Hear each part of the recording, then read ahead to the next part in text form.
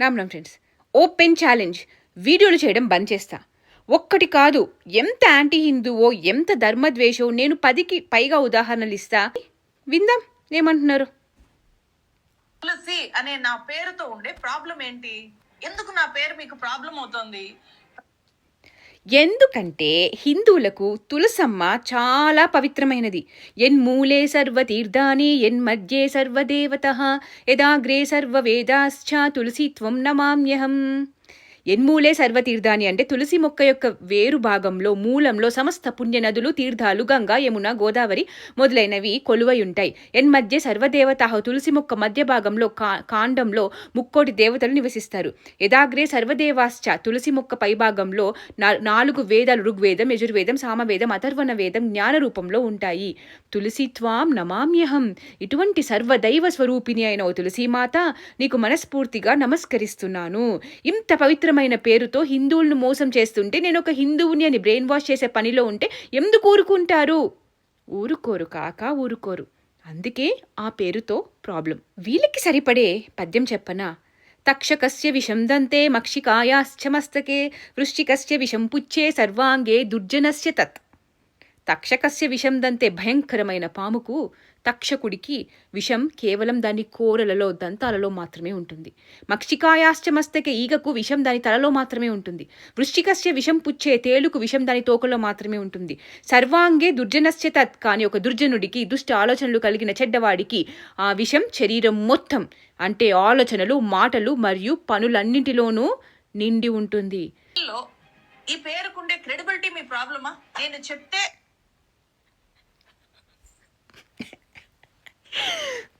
Credibility hallucination, first level of hallucination. పేరుకి ఉన్న credibility చూడండి. ఏమో ఆ క్రెడిబిలిటీ ఏంటో చూడండి. ఈమె పెట్టే వీడియో కింద కామెంట్స్లో జనాలు ఎంత క్రెడిబిలిటీ ఫీల్ అవుతున్నారో, ఎంత నమ్ముతున్నారో ఉంది. నమ్మడం క్రెడిబిలిటీ. సరే,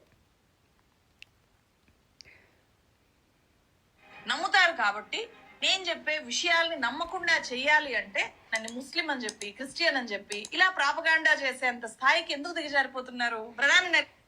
వీళ్ళు రిజ్వాన్ అయితే ఏంటి, క్యాథరిన్ అయితే ఏంటి, గంజాయి అయితే ఏంటి, ఏదైనా అవ్వచ్చు, దాంతో ప్రాబ్లం లేదు. నక్సలిజాన్ని ప్రోత్సహించడం ప్రాబ్లం. హిందువుల నమ్మకాలను హేళన చేయడం ప్రాబ్లం. ఉగ్రవాదులకి హక్కులు ఉంటాయి అని అనడం ప్రాబ్లం. జెన్జీ మీరు కూడా ఈ ప్రభుత్వం మీద దాడి చేయాలని ఇన్స్టిగేట్ చేయడం ప్రాబ్లం. హిందువుల మనోభావాలతో ఆడుకోవడం ప్రాబ్లం. మతోన్మాదులకు నా సవాల్ ఏంటంటే, నేను హిందూ మతానికి వ్యతిరేకంగా మాట్లాడిన ఒక్క వీడియో, ఒక్క పోస్ట్, ఒక్క ఎవిడెన్స్ చూపించండి. చూపిస్తా. ఆయన అలా తుడుచుకుని దులిపేసుకుని మళ్ళీ విషం చిమ్ముతూనే ఉంటారు. ఇదిగో మొదటిది. రాముడికి ఆలయం కడుతుంటే ఎందుకు మందిరం అనుకుంటూ చేయటం. వదిలేస్తారా మరి? అయోధ్యకు అతి దగ్గరలోనే అదే ఉత్తరప్రదేశ్ లో ఒక చిన్న పిల్లాడు తనకు తన భవిష్యత్తుకు ఏది ముఖ్యమో చెప్తున్నాడు. ఒక్కసారి చూడండి. 500 ఏళ్లుగా హిందువులు, కోట్లాది మంది రామభక్తులు రాముడి దేవాలయం కోసం ఎదురు చూస్తుంటే కట్టుకునే క్షణంలో బీజేపీ మత రాజకీయాలు ఆపేస్తుందా? గుడి ఎందుకు, బడి కావాలి అనడం హిందూ ద్వేషం కాకపోతే ఏంటి? అయోధ్య రామ మందిరం కోట్లాది మంది భక్తులకి ఆసరాగా నిలిచింది, ఎందరికో ఉపాధినిచ్చింది, ఎందరికో ఉద్యోగాలు వచ్చాయి. దాని గురించి ఎందుకు చెప్పరు? ఇదే మాట ఏ చర్చ్ కడుతున్నప్పుడు అంతెందుకు లక్షల కోట్ల ఆస్తులతో వక్ఫ్ ఉంది కదా, లక్షల ఎకరాలతో ఉంది. వాళ్ళని ఏనాడు స్కూలు, హాస్పిటల్స్ ఎందుకు కట్టరు అని అడగలేదు ఎందుకని? అసలు హిందువుల గుళ్ళు, ఊర్లు లాక్కోవడానికి వక్ఫ్కి ఏం హక్కు ఉంది అని కూడా అడగలేదు ఎందుకని? చాలా ఒక ఉదాహరణ చాలా, ఇంకా కావాలా? ఒక్కటే అడిగారు కదా వీళ్ళు, కానీ చెప్తా, ఇంకా చాలా చెప్తా. వీడేమంటున్నాడో వినండి. చదువుల తల్లి ఎవరు ఏం చెప్తారు? సరస్వతి సరస్వతి నమస్తుభ్యం వరదే కామరూపిణి. కామరూపిణి అంటే ఏంటి? ఐటమ్ కదా. కామానికి రూపం. ఎంత దుర్మార్గం! పామ బట్ట వేసుకుంటుంది ఉంటా ఉందా అంటే నేను ఏమంటున్నంటే ఈ గొట్టు పదాలు రాసడం ఎందుకు అర్థం కాదు. ఏమంటున్నాడు వీడు? సరస్వతి కామరూపిణి. కామరూపిణి అంటే ఐటమ్ గర్లా? ఎలాంటి బట్టలు వేసుకుంటుంది అంటే ఇక్కడ బైరి నరేష్ సరస్వతి మాత అని కామెంట్ చేస్తున్నాడు, బట్టల గురించి కామెంట్ చేస్తున్నాడు. వీడొక క్రైస్తవుడు, వీడొక నాస్తికుడిని అని చెప్పుకుని తిరిగేవాడు.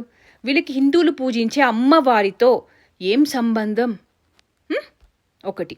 2 కామరూపిణి అంటే కోరిన కోరికలు తీర్చే తల్లి అని అర్థం. సరస్వతీదేవిని ఏం కోరుకుంటాం? విద్య, బుద్ధులు, జ్ఞానం కదా. అవి కావాలని కోరుకోవడం అన్నట్టు. చదువు చట్టుబండలు లేని వారికి, రావణాసురుడిలాగా నీచమైన ఆలోచనలు ఉన్నవారికి ఇలాంటి అర్థమే తెలుస్తుంది. అమ్మ అని పిలిచే దాంట్లో కూడా ఐటమ్ గర్ల్ని చూసే రకాలు వీళ్ళు.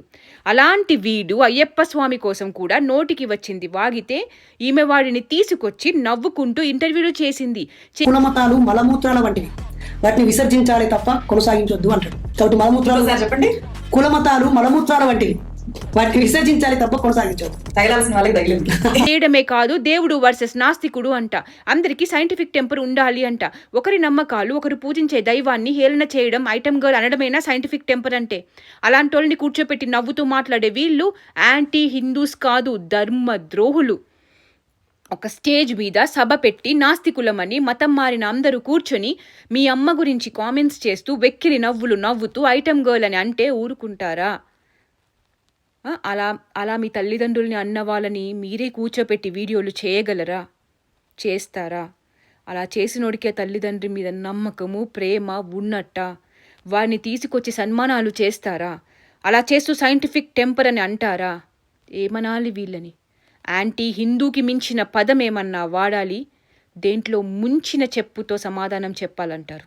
అలాగే రేంజర్ల రాజేష్ అనే ఒక దళిత ఉద్యమకారుడు, కవి, రచయిత మీద కూడా కేసులు పెట్టారు. అందుకు కారణము అతను గతంలో ఎప్పుడో సరస్వతీదేవి మీద పోనీ అన్నిటి గురించి ఇలానే కూర్చుని ఇంటర్వ్యూలు చేస్తారా అంటే, రాధా మనోహర్ దాస్ గారు చేసిన కామెంట్స్ని విద్వేష ప్రచారం అనుకుంటూ యాంటీ హిందూ, యాంటీ ఇండియన్ అయిన ప్రశ్న జోసెఫ్కి సపోర్ట్ చేస్తూ వీడియోలు చేసింది.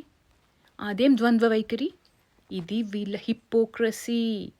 ఇది బయట పెడితే, ప్రశ్నిస్తే ట్రోల్ ముఠా అనాలి, రాజకీయాల రంగు పుయ్యాలి. పవన్ కళ్యాణ్ మోదీని అంటున్నా కాబట్టి అంటున్నారు అని కాదు. మా ధర్మం జోలికి వచ్చారు కాబట్టి, మా సీతారాముల్ని అంటున్నారు కాబట్టి, మా అయ్యప్ప స్వామిని వదలటం లేదు కాబట్టి, మా సరస్వతి మాతాని ఐటమ్ గర్ల్ అని అంటున్నారు కాబట్టి మేము ప్రశ్నిస్తున్నాం. దీనికి రాజకీయ రంగు ఎందుకుంది? ఎందుకు అంటగడుతున్నారు? చాలా ఇంకా కావాలా?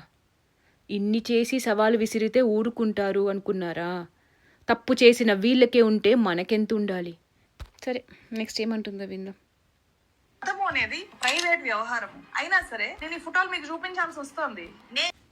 ఒక ఉదాహరణ చెప్తా. పంది చక్కగా స్పాన్స్ పౌడర్ వేసుకుంది స్నానం చేశాక. చూడండి, నేను చాలా నీట్గా ఉన్నా, నాకు డ్రైనేజ్ అంటే ఇష్టమే లేదు, నేను డ్రైనేజ్ తినను, అది కూడా నేను మీకు సపరేట్గా చెప్పాలా నా గురించి? మీకు తెలియదా నా గురించి నేనేం తింటానో? నా ప్రైవేట్ విషయం అది, మీకు చెప్పాలా అనిందట. చూస్తే ఇదిగో దీని వ్యవహారం ఇది, మళ్ళీ డ్రైనేజ్లోనే బొర్లుతూ ఉంది. నేను మాత్రం పంది గురించే మాట్లాడా. మీరు వేరే వాళ్ళ గురించి అనుకుంటే నా ప్రాబ్లం కాదు. అక్కడ ఎన్సీసీ క్యాడెట్ ని, ఆ కాలేజ్ వైస్ ప్రెసిడెంట్ ని బెస్ట్ స్టూడెంట్ అవార్డు తీసుకున్న ఈ ఉగ్రవాదులందరూ బెస్ట్ స్టూడెంట్స్, మంచి మార్కులు వచ్చి మంచి యూనివర్సిటీస్లో చదువుకున్నారు. డాక్టర్స్ అంటే హిందువుల్ని చంపుదామని ప్లాన్ చేసి దొరికిపోయి ఒకడు ముక్కలు అయిపోయాడు, మిగతా వాళ్ళందరూ జైల్లో ఉన్నారు. మళ్ళీ ఇక్కడ నేను ఇంత బెస్ట్ స్టూడెంట్స్, దేశద్రోహ మతోన్మాద ఉగ్రవాదుల గురించే మాట్లాడుతున్నా. చదివినప్పుడు వచ్చే అవార్డులు దేశభక్తికి కొలమానం అవుతుందా? మతం మీద, ఇట్లాంటి వాళ్ళ పేర్ల మీద చర్చ చేసింది చాలా కొందరే. మాట్లాడేది వీడియోలో ఉన్న అబద్ధాల మీద, హిందూ ద్వేషం మీద, దాని మీద వీడియోలు చేస్తున్నారు, ప్రశ్నిస్తున్నారు. అవి మేము చూపించాం, సమాధానం చెప్పం. డబ్బులు ఏరుకోవడానికి, సింపతి గేమ్కి, విక్టిమ్ కార్డుకి ఏది కావాలో అదే వాడుకుంటాం.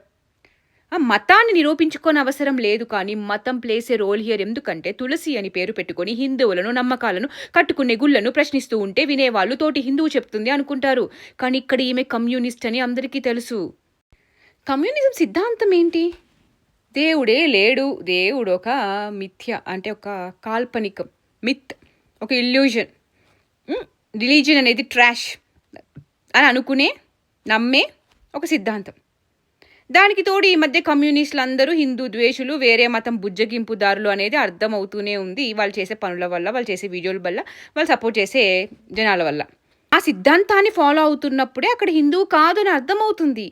ఇదింతా చూపించడం ఎందుకు అంటే నేను దేవుణ్ణి నమ్మను అన్న మరుక్షణం ఈమెని మా దేవుడు మా నమ్మకాల గురించి మా దేవుడి గురించి మేము చూసుకుంటామని ప్రజలే చెప్పుతో కొట్టినట్టు ప్రశ్నిస్తున్నారు. అదే జరుగుతుంది. సో ఆ ట్యాగ్, ఆ హిందూ అనే ట్యాగ్ కావాలి, వాడుకోవాలి, అదే మళ్ళీ జరుగుతుంది. నేను హిందూ కాదు అని ప్రచారం చేస్తే అధికారంలో ఉన్న వాళ్ళని ప్రశ్నించడం ఆపేస్తాను అని చెప్పి అనుకుంటున్నారేమో. తులసి చందు గారి భర్తకి 2 చర్చిలు ఉన్నాయి. ఆయన చర్చ్ పాస్టర్. మా హస్బెండ్ పాస్టర్ అని నిరూపించండి. పోనీ అతను హిందూ ఎందుకు నిరూపించాలి? ఎవరు నిరూపించాలి? పాస్టర్ ఏమో కావచ్చు, కాకపోవచ్చు, మాకు తెలియదు. కానీ అదే కమ్యూనిస్ట్ అని మాత్రం తెలుసు. మేమెందుకు నిరూపించాలి? నిరూపించుకోవాల్సింది ఎవరు? నువ్వు. హిందూ ధర్మంలో హిందువులు అన్నా చెల్లెళ్ళు పెళ్లి చేసుకోరు. కానీ వీళ్ళ ఇంట్లో జరిగింది. అలా జరగలేదో నిరూపించుకోమనండి. ఇంకా ఎన్నాళ్ళు ఈ ముసుగు వేసుకొని మోసం చేస్తారు వీళ్ళు? ఒకటే కదా వీళ్ళు అడిగింది. ఇంకా కొన్ని ఆనిమిత్యాలు చూపిస్తా. ఈ ఫోటోలో ఉన్న ప్రతి ఒక్కరు దేశద్రోహి ఉమర్ ఖలీద్కి మద్దతు ఇచ్చిన వాళ్ళే. ఎవడు ఉమర్ ఖలీద్? కాశ్మీరు దేశంలో భాగం కాదు, నార్త్ ఈస్ట్ మొత్తం సపరేట్ దేశం అయిపోవాలి, ముక్కలు అయిపోవాలి అనుకునే తుకుడే గ్యాంగ్ వాడు. వాడికి మద్దతు ఇచ్చే వాళ్ళతో ఫోటోలు దిగిన వాళ్ళని ఏమనాలి? వీడు జోరాన్ మమ్దాని, జెన్జీ హీరో అంట. వీడు సేమ్ ఈమె లాగానే హిందూ ద్వేషి. ఈమె భాషలో చెప్పాలి అంటే మతోన్మాది. కానీ అబ్దుల్లా కదా, వాళ్ళని అలా అనరు, జెన్జీ హీరోలను చేసేస్తాం. హిందువులనే మతోన్మాదులు అంటాము. ఈయన ఆగస్ట్ 2020లో టైమ్ స్క్వేర్ బిల్డింగ్ దగ్గర హిందువులను కించపరుస్తూ వ్యాఖ్యలు చేశాడు. శ్రీరాముడిని తిడుతూ వ్యాఖ్యలు చేశాడు. ఏం తేడా ఉంది వీళ్ళిద్దరికి? నిజమైన హిందువైతే రాముణ్ణి, ధర్మాన్ని తిట్టిన వాడికి సపోర్ట్ చేస్తూ హీరో అని ఎలివేషన్లు ఇచ్చుకుంటూ వీడియోలు చేస్తారా? అలాంటి వాడు ఇలా మాట్లాడాడని కూడా అనరు, తప్పు అని కూడా అనరు. ఎందుకంటే సేమ్ ఐడియాలజీ కాబట్టి. ఎవరు యాంటీ హిందూ? వీళ్ళు న్యూ ఏజ్ లీడర్స్ అంట. ఆర్టికల్ 370ని ఒక్కటే దేశంలో 2 సంవిధానాలు, 2 లా అండ్ ఆర్డర్లు ఉంటాయా? ఆర్టికల్ 370ని వ్యతిరేకించిన వాళ్ళు న్యూ ఏజ్ లీడర్సా? కాశ్మీరీ దేశంలో భాగం కాదు అన్న తుకుడే గ్యాంగ్ దేశద్రోహులు న్యూ ఏజ్ లీడర్సా? ఇలాంటి వాళ్ళకి మద్దతు ఇచ్చే వాళ్ళని దేశద్రోహులు అనకపోతే దేశభక్తులు అంటారా? చెప్పండి. 2 ఇండియన్స్ అని వీడిని లేపుతూ ఈ బాబుని కించపరుస్తూనే వీడియో చేశారు. డిఫరెన్స్ ఏంటి అంటే హిందువులు కూడా ఈ బాబు చేసింది తప్పు అని ప్రశ్నించారు. కానీ ఈ అర్బన్ నక్సల్, లెఫ్ట్ లిబరల్స్ ఈ అబ్బాయి చేసిన కామెంట్స్ తప్పు అని అనకుండా హీరోని చేశారు. ఎందుకు అంటే వీడు జై బియ్యం బ్యాచ్ కమ్యూనిస్ట్, సో కాల్డ్ నాస్తికుడు. కానీ ఖురాన్ చదువుతాడు. మన శ్రీరాముణ్ణి డోరెమాన్ కార్టూన్ లాగా చూపిస్తే, జోక్ చేస్తే హిందువుల మనోభావాలు దెబ్బతిన్నాయని కేసు పెడితే అరెస్ట్ చేయలే, ఏం చేయలే, చిన్నపిల్లాడని క్వశ్చన్ చేసి వదిలేస్తేనే ఎందుకు భయం అనుకుంటూ వీడియోస్ చేసింది బ్యాచ్ అంతా. ధర్మస్థలి మీద విషం చిమ్మి వీడియోస్ చేసి అది అసలు ఎవ్వరూ చేయలేదు, అదంతా ఒక ప్రాపగాండా, కుట్ర అని తెలిసినప్పుడు డిలీట్ చేసేసారు. మళ్ళీ వీడియో చేయలేదంటారు. ఏది డిలీట్ చేసామని ప్రూవ్ చేయాలి అంటే ఎలా ప్రూవ్ చేస్తారు? డిలీట్ చేసేసాక అన్నిటి దగ్గర. మాకు తెలియదు కదా ఇలా చేస్తారని, ఈసారి ప్రూఫ్స్ దాపెట్టుకుంటాం. ఇదిగో చూసిన వాళ్ళు నేనే ప్రూఫ్ అని చెప్తున్నారు. ChatGPT కూడా చెప్పుకొచ్చింది చేసింది అని. ఎందుకు నక్సలైట్ల మీద వీడియోకి నేనే ప్రూఫ్, నేనే లింక్ ఓపెన్ చేస్తే ప్రైవేట్ అని వచ్చింది కొన్ని గంటలు. అదే నేను పోస్ట్ పెడితే జనాలందరూ క్వశ్చన్ చేయడం మొదలు పెడితే, రీట్వీట్లు చేస్తే మళ్ళీ పబ్లిక్ చేసింది. చేయలేదా? నిజం కాదు. వీడియో ప్రైవేట్లో పెట్టి పబ్లిక్లో పెట్టడం నిజం కాదు. ఇంత నిస్సిగ్గుగా కళ్ళ ముందు ప్రూఫ్లు ఉన్నా కూడా ప్రూవ్ చేయండి, నేను డిలీట్ చేశానని ప్రూవ్ చేయండి, ప్రైవేట్లో పెట్టాను ప్రూవ్ చేయండి. ఎవడిని మోసం చేయడానికి? అరే కొంచెమైనా ఇంత రెడ్ హ్యాండెడ్గా దొరికినా వీళ్ళకి కాస్తైనా మనస్సాక్షి అనేది ఉండదా? 10 నిమిషాలు కూర్చుంటే నాకు ఇన్ని దొరికాయి. ఇంకాసేపు టైం స్పెండ్ చేస్తే మొత్తం అబద్ధాల బట్టలు ఊడతీయటం ఎంతసేపు, నిజాన్ని బయట పెట్టడం ఎంతసేపు? అదే జనాలకు అర్థమవుతుంది, ప్రశ్నిస్తున్నారు. అదే జనాలు ప్రశ్నించడంతో ఈ కవర్ డ్రైవ్లు, ఇదిగో వేలల్లో అవే కామెంట్స్. నీ ఛానల్ ఎంటర్టైన్మెంట్ కోసం అని పెట్టు, వ్యూస్ కోసమే అని, జర్నలిస్ట్ అని మాట్లాడకు అని కామెంట్స్ చేస్తున్నారు. ఫైనల్లీ వీళ్ళ పేర్లు ఏమన్నా కానీ, ఊరేమన్నా కానీ, ఆంధ్ర నుంచి ఎక్కడి నుంచో వచ్చి తెలంగాణలో ఉండని, కానీ కనీసం నమ్మిన సిద్ధాంతాన్ని ధైర్యంగా చెప్పుకోలేని వాళ్ళు ధైర్యం సవాల్ జర్నలిస్టులము అని అనుకుంటూ ఉంటే బెటర్. నిరూపించండి చూద్దాము. మీరు గనక నిరూపిస్తే ఈ జర్నలిజం వృత్తిని, నా ఛానల్ని వదిలేస్తాను. మళ్ళీ వీడియోలే చేయండి. నేను ఎందరో నిరూపించారు, ఆయన దులుపుకొని పోతాం. మీ కమ్యూనిస్టుల బ్రెయిన్ వాషింగ్కి యువత బలి అయ్యే రోజులు పోయినాయి. మీ ద్వేషాన్ని విద్వేషాన్ని బయట పెట్టి మీ బండారం గుట్టురట్టు చేస్తున్నారు జనాలు. Stop playing victim card. And hope ఒక్కసారైనా మాట మీద ఉండి ఇంకా వీడియోలు చేయడం ఆపేసి ఛానల్ డిలీట్ చేసుకొని పోతారేమో చూద్దాం. చేస్తారా? మాట మీద ఉండే రకాలేనా? కామెంట్ చేయండి.